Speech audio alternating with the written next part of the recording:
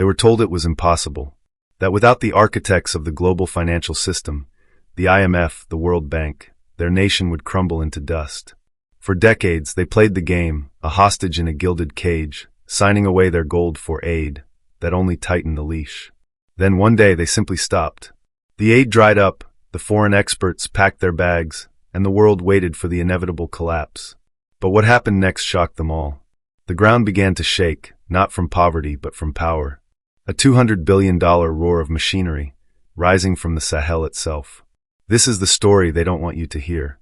And if you've ever felt trapped by a system designed for you to fail, hit that like button right now as a sign that you're ready to break free. The laughter was deafening. From the pristine boardrooms of the IMF to the analyst desks in Brussels, they called it a ghost project, a financial suicide note. $200 billion? For a nation whose entire GDP barely rivals the budget of a mid-sized American city? It was a statistical impossibility, a fever dream. The experts predicted it would collapse in weeks, another failed promise in a continent littered with them. But while the world was busy scoffing, the ground in Burkina Faso kept shaking. Over 900 pieces of heavy machinery, bulldozers, rollers, asphalt pavers, weren't rented for a photo op. They were bought, shipped, deployed to every corner of the nation under a cloak of media silence. While the world was looking at spreadsheets, a generation of young engineers was looking at their future taking shape in the dirt. They say action speaks louder than words. Down in the comments, tell me about a time you stopped explaining yourself and let your results do the talking. To understand the roar of those 900 bulldozers, you first have to understand the decades of crushing silence that came before. For generations, Burkina Faso wasn't a country, it was a project. A line item on a budget sheet in Washington, D.C. Its leaders were flown to Paris and Brussels, not to negotiate, but to be given instructions. They sat in sterile, air-conditioned suites, a world away from the dusty villages where children were dying because the local clinic had no medicine. They called this relationship foreign aid. But on the ground, it had a different name, a hostage situation. Each multi-million-dollar loan came with invisible chains. "We'll give you this money for healthcare," the men in suits would say, "but you must cut your education budget.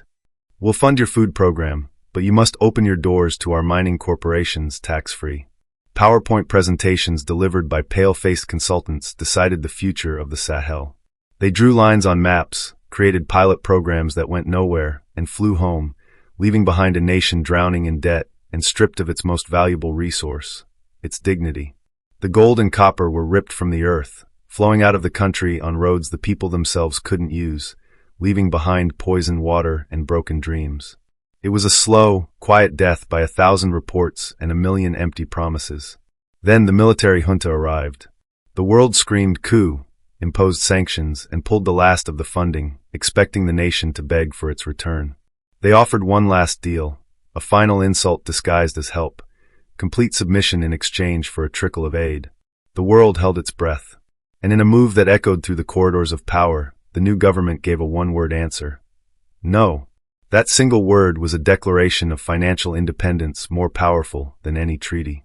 It was the sound of a nation choosing to risk starvation rather than continue living on its knees. In that moment, the experts in the West saw only madness.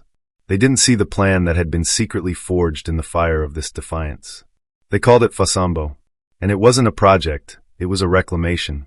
How do you fund a $200 billion dream when you're one of the poorest countries on earth? You don't look outward, you look inward. First, the gold. The government didn't just tax the foreign mining companies. They rewrote the laws overnight, reclaiming sovereignty over the minerals in their own soil. The wealth of Burkina Faso would now build Burkina Faso. Second, taxes. The decades of tax exemptions for international corporations were revoked. Suddenly, a river of domestic revenue, previously diverted overseas, began flowing into the nation's treasury. Third, and most brutally, sacrifice. The frivolous spending, the bloated government contracts, the fleets of luxury cars, all of it was slashed. The presidential jet was grounded. The message was clear, the leadership would bleed first. But a plan is just a dream without execution. And Fosso Mebo's execution was unlike anything Africa had ever seen. There were no auspicious groundbreaking ceremonies for the cameras. No officials in suits making speeches and disappearing. In its place, a military-style command system was born. This wasn't a civil engineering project. it was an infrastructure battalion. Each of the nation's provinces became a construction unit, each team of machinists a platoon. There was number 10-year project syndrome. Deadlines were not suggestions, they were orders. And there were penalties for deviation. At the command center in the capital, officers monitored every single bulldozer on a real-time GPS map. Drones flew overhead, providing surveillance and progress reports. Orders were not sent in memos, they were given through encrypted channels. In safe areas, the work roared on during the day. But in the red zones, the lawless regions in the north once occupied by extremists, the work began when the sun went down. Under the glare of massive floodlights, convoys of rollers and pavers pushed into the darkness, literally paving over the territory of terror. They weren't waiting for peace to start working. They were building the roads to create the peace, to allow the army to reach places it could never reach before. They were reclaiming their nation 1 mile of asphalt at a time. It was a choice between a comfortable prison and a brutal, uncertain freedom. A choice between kneeling for scraps or standing to build a future, even if it meant failing. And I have to ask you right now, thinking about your own life, have you ever faced a choice like that? Comment prison or freedom below to say which path you would have chosen. There's no right answer, only your truth. So the money was secured, the military plan was in motion. But the most critical question remained, the one that Western analysts were smugly asking in their reports. Who is going to build it? Any project on this scale, a multi-billion-dollar infrastructure overhaul, would normally trigger a global feeding frenzy. Engineering firms from Houston, Beijing, and Berlin would descend with their armies of foreign experts, their binders full of certifications, and their multi-million-dollar contracts. The local population would be hired for one thing, cheap labor. They'd carry the shovels, they'd do the digging, and they'd be sent home when the real work was done. Burkina Faso's leadership received the offers. They saw the glossy brochures and the impressive resumes, and they threw them all in the trash. In what was perhaps the most audacious gamble of the entire project, they turned their backs on the world's experts and placed the fate of the nation into the hands of a generation everyone else had written off. The lost generation. 70% of Burkina Faso's population is under the age of 30. A massive, energetic, and deeply frustrated demographic. For years, they were a national crisis. University graduates with engineering degrees selling sugarcane juice on street corners to survive. Village youth with no jobs, no direction, becoming easy prey for extremist recruiters or risking their lives on the treacherous journey across the Mediterranean to Europe. They were a generation with no stake in their own country, because their country had never given them one. Fosso Mebo didn't just offer them a job, it drafted them into an army. Nearly 5,000 engineering students were pulled from the capital's universities, not for a summer internship, but for a national mission. They arrived at the dusty, chaotic construction sites expecting textbooks and supervisors. Instead, they were handed blueprints and a GPS tracker. This was their new university. Kilometers became their classrooms. Progress management was their final exam. The nation itself was their graduation project. One young engineer, quoted in a local report, said something that should chill every academic to the bone. Instead of a 3-month internship to write a report, I'm doing an internship on a 200-mile stretch of real national highway. There are no textbooks for that. There is only reality and crushing responsibility. Imagine you are 23 years old. Yesterday, you were unemployed, a burden to your family, your future a terrifying void. Today, you are standing in the middle of the Sahel, and you are in command of a 12-person team and $3 million worth of machinery. You are responsible for paving a 5-mile section of road that must connect perfectly to the next. A mistake by you doesn't just mean a bad grade. It means a multi-million-dollar delay, a disruption in the supply chain for an entire province. There is no room for probation. The moment you hold the ruler, you are responsible for the whole road. This brutal methodology forged a new kind of engineer. Former machine operators became trainers. Knowledge wasn't imported from Paris and then flown home. It was passed down from a Burkinabe veteran to a Burkinabe apprentice in the same language, with the same understanding of the land. It circulated internally, growing stronger with every mile of road paved. This wasn't just about building roads. It was about building people. And in the process, it shattered old social contracts. One young female engineer, who now manages a crucial 5-mile stretch, famously said, "I used to be called a girl who studied engineering just to get married. Now I manage this road. I don't know who is getting married, but I know I am building my hometown. They say our generation is lost, that we only know how to consume, not create. That we stare at screens instead of building the future. Fosso Mebo is a direct challenge to that narrative. So I want you to pause for a second, look at your own hands. What is the one thing you dream of building or creating in your lifetime? It doesn't have to be a road. It could be a family, a business, a piece of art. Share that dream in the comments below. Let's create a blueprint for our own legacy right here, right now. A paved road looks simple. But in economics, it's the closest thing to magic. For years, Burkina Faso was a body slowly rotting from the inside. The capital, Ouagadougou, was the head thinking, planning, consuming, but its limbs were paralyzed. Its vast, resource-rich provinces were disconnected, unable to send their strength to the heart, unable to receive life back from it. In economics, when roads are blocked, a country dies silently. A bag of onions grown in the fertile highlands could take 3 agonizing days to travel 60 miles to a provincial market. By the time it arrived, bouncing along a track of mud and rocks, half the product was spoiled. The farmer didn't just lose onions, they lost time, money, and hope. A sick child in a remote village was a death sentence, not because the disease was incurable, but because the nearest clinic was 20 miles away, and the rain had washed out the only path. This was the silent death. It doesn't make headlines. It just grinds generations into dust. Fosso Mebo was designed not as an infrastructure project, but as a medical intervention. It was open-heart surgery on the nation itself. And the results weren't projected in 10 years. They began appearing in a matter of months. Let's go back to that bag of onions. Today, on a new Fosso Mebo road, that same 60-mile journey takes 4 hours. Trucks, many owned by new local cooperatives run by women, now drive straight to distribution centers. The onions arrive fresh. The farmer gets nearly double the price. Suddenly, a new calculation enters their life: profit. According to a report by the Burkina Farmers Union, previously, more than 40% of the value of all agricultural products was simply lost in transit, eaten by mud, collapsed bridges, and broken-down trucks. Now that 40% is going back into the pockets of the people who earned it. And that money created a cascade of change. Villages that used to have a market once a week now see them bustling every single day. Why? Because vendors from other towns can finally get there. New supply chains exploded into existence. In the southwestern Traore province, the number of new business registrations increased by a staggering 220% in just 4 months after the interprovincial road was completed. Mobile money transactions, the lifeblood of a modern African economy, tripled in newly connected areas. When the roads opened, money was freed. When money flowed, people started dreaming again. But the most profound change, the one that no expert in Washington saw coming, was the Great Reversal. For decades, the story of Africa has been the story of urbanization. All roads led to the capital, and then they got stuck there.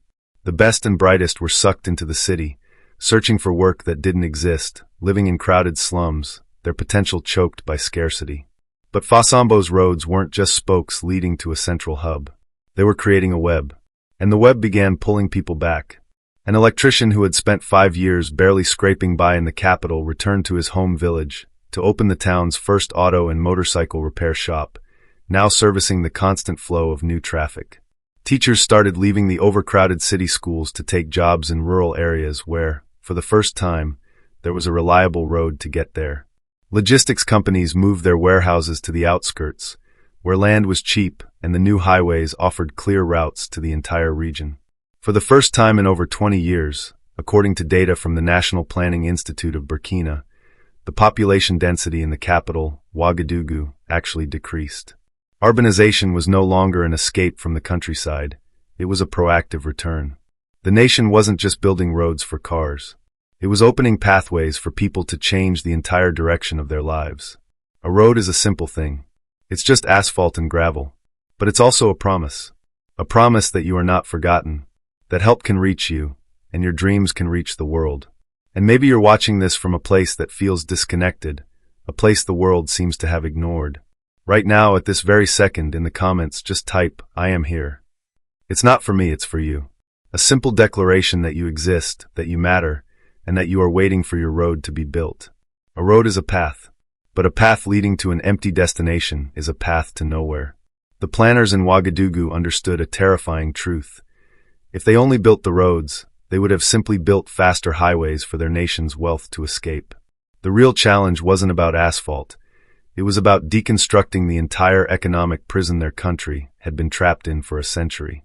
For decades, Burkina Faso couldn't control its own supply chain. It was a nation on life support, and the plug was in Paris and Washington. Think about it. The cement to build a school? Imported. The medicine for a clinic? Transported from the capital, which got it from foreign aid. The bricks, the fuel, the fertilizer, even the seeds, all depended on a global chain they had zero control over. When oil prices spiked in the Middle East, a farmer in Burkina Faso couldn't afford to run his water pump. When a donor nation in Europe had a budget cut, a hospital in the Sahel ran out of vaccines. It was a system of absolute dependency, designed to keep them fragile. Fosso Mebo's true genius lies here. They didn't just build the arteries, they started building the vital organs alongside them. They began sewing a series of satellite economic models at each new intersection. Along the transport axes, new agricultural clusters were zoned into existence. Instead of hauling raw cotton 300 miles to be processed in the capital, they are now building textile processing plants right in the heart of the growing regions. Potatoes grown in the province are now processed into packaged goods in the province and sold in a provincial market, using provincial labor. The circle of autonomy. The strategy transformed their geography from a weakness into a strength. They established new logistics zones near the borders with Mali, Niger, and Ghana. Suddenly, the landlocked nation was no longer a dead end. It was becoming a strategic transit hub, a shortcut for the entire region. The roads weren't just for Burkina Faso, they were for the flow of regional commerce, with the nation now positioned to take a cut of every transaction. But the most revolutionary piece of this puzzle, the idea that truly terrified the old gatekeepers, was how they built the ecosystems around the road. At major intersections, rest stops were needed, gas stations, clinics, warehouses, motels. In the old model, a giant foreign corporation like Total or Shell would swoop in, build the gas station, and send the profits back to Europe. Not here. Here, they pioneered a local association model. The provincial authorities, a small local business owner, and a farmers' cooperative would jointly invest and create a new entity to build and run the rest stop. The profits are then divided according to the capital contribution. The workers are hired from the local village. The rental prices for market stalls are fixed to prevent speculation. The people themselves become the shareholders of their own development. Imagine that. The money generated by the highway stays on the highway, funding a new school or a new deep water well. It's not state-owned communism, and it's not predatory capitalism. It's community-owned infrastructure. This is what self-reliance looks like in practice. It's no longer a political slogan shouted at rallies. It is an economic model that works every single day. The question is no longer, does Burkina Faso need aid? The answer is that aid is no longer a prerequisite for survival. They are building a system where it might one day be an optional extra. What we are witnessing is the birth of a new economic blueprint. This makes me wonder, wherever you are in the world right now, what is one thing in your own town or city that you feel would be run better if the community, not a distant corporation or government, owned it? It could be a park, a local grocery, a utility. Drop your idea in the comments. Let's brainstorm what community ownership could look like. Money can drive markets. Miles of asphalt can connect cities. But what Fosso Mebo is truly building is something far more profound and far more durable: belief. For decades, the deepest poverty in Burkina Faso wasn't in the people's pockets, it was in their minds. It was the quiet, corrosive belief that they were forgotten, that their lives didn't matter, that their home was simply a place to escape from. How do you quantify the economic value of a nation learning to believe in itself again? You can't, but you can see it in their eyes.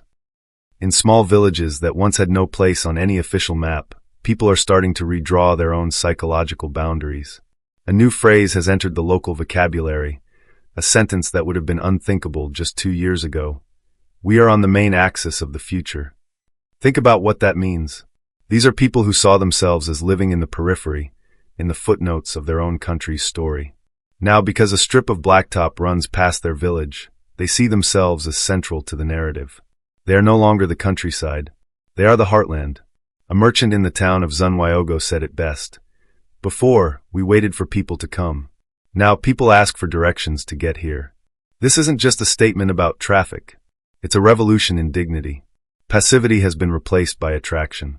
Invisibility has been replaced by relevance. And perhaps this is what makes a road sacred. It's nothing more than asphalt and gravel, but for the mother who can now get her sick child to a clinic in 30 minutes instead of watching him die over 3 days, that road is a miracle.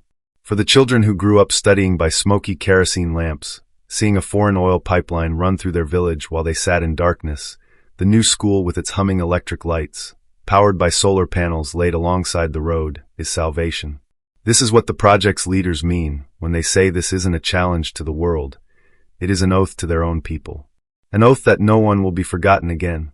In the new classrooms springing up, a Bible verse often hangs on the wall, a verse that has become the project's unofficial motto. For faith without works is dead. This single sentence explains everything. Fosso Mebo is faith in action.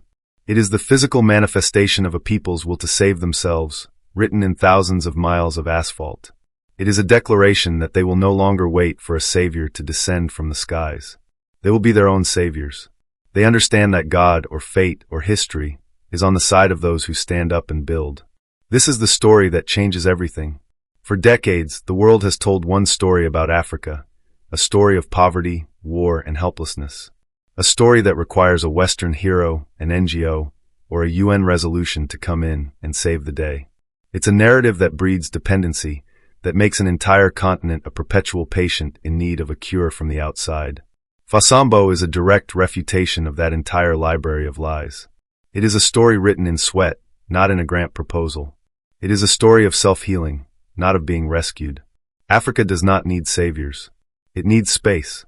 It needs to be connected to itself. It needs the world to stop seeing it as a problem to be solved and start seeing it as a power to be reckoned with. For decades, the stories we've been told have had the power to keep people in chains. But a new story can have the power to set them free. And if you believe that the narratives we share can truly change the world, then your job as a witness begins now. Share this video. Don't just send the link. At 8:27 p.m. on this Monday evening, tell one person you know, your friend, your parent, your coworker, this story. Let's make this new narrative so loud that it drowns out the old lies. The ground in Burkina Faso is still shaking. But that sound is no longer just a mystery or a declaration of war. It is the sound of a future being built with bare hands. It is the rhythm of self-belief. The world looked at a small, landlocked nation and saw only poverty and dust. They failed to see the real resource buried beneath the ground.